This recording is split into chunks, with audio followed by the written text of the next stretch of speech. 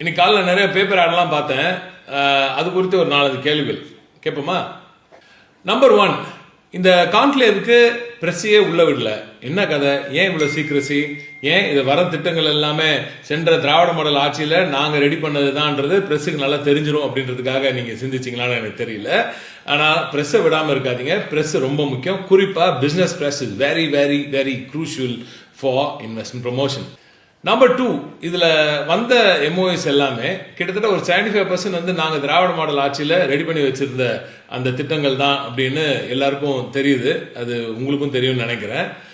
அதை பிரஸ் கண்டுபிடிக்க கூடாதுன்னு நினைச்சீங்களா? தெரியல. நம்பர் 3, நம்ம புல்லிஷ் ஆன் டிஎன் லோகோவே மாத்திருக்கீங்கன்னு சொல்றாங்க. அதையுமே எதுக்கு? எல்லாத்துலயும் ஸ்டிக்கர் ஓட்ட தேவையில்லை. இதெல்லாம் வந்து நாங்கள் மார்க்கெட் பண்ணி இவ்வளவு தூரம் ப்ரொஜெக்ட் பண்ணி இவ்வளவு தூரம் ஒரு பப்ளிசிட்டி கொண்டு வந்து வச்சிருக்கோம் அந்த ப்ராடக்ட்டுக்கு. அது நம்ம அப்படியே தொடர்ச்சியாக நம்ம தமிழ்நாட்டுக்கு யூஸ் பண்றது என்ன தவறுன்னு எனக்கு தெரியல. அதில் ஒன்றும் திமுகவோ அது ஏதோ பிராண்டிங்லாம் நாங்கள் ஓட்டல. தமிழ்நாட்டுக்கான பிராண்டிங், அந்த தமிழ்நாட்டோட பிராண்டிங்கை திருப்பி ரீபிராண்ட் பண்ணி திருப்பி ரீஸ்டார்ட் பண்ண வைக்காதீங்க. இத்தனை நாள் செய்திருக்கும் அந்த பணியை யூட்டிலைஸ் பண்ணிக்கோங்க. அது அடுத்த கட்டத்துக்கு தமிழ்நாட்டை உயர்த்துறதுக்கு உதவியா இருக்கும்.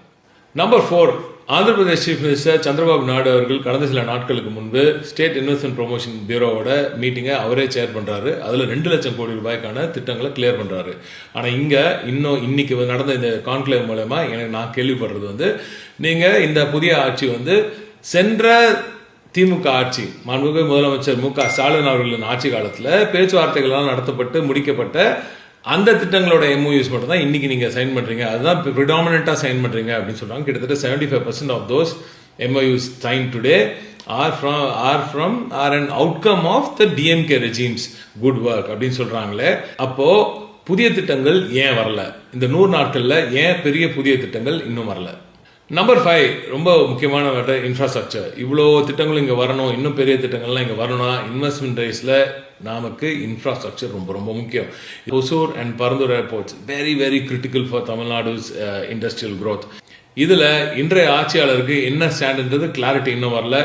எனவே திராவிட நாயகன் மு.க. ஸ்டாலின் அவர்களின் ஆட்சி காலத்தில் தமிழ்நாடு பெற்றிருந்த அந்த வளர்ச்சி தொடர வேண்டும் என்றால் இன்வெஸ்ட்மெண்ட் ப்ரமோஷன்ல நம்ம இன்னும் கவனம் செலுத்தணும். நிச்சயமாக மிகப்பெரிய அளவில் புதிய நிறுவனங்கள், புதிய வெளிநாட்டு முதலீடுகள் நம்ம தமிழ்நாட்டுக்கு புதிய இடங்களில் வருவதை நாம் உறுதி செய்வது மிக மிக அவசியம். முதலமைச்சர் இதுல நிச்சயமாக கவனம் செலுத்தணும்.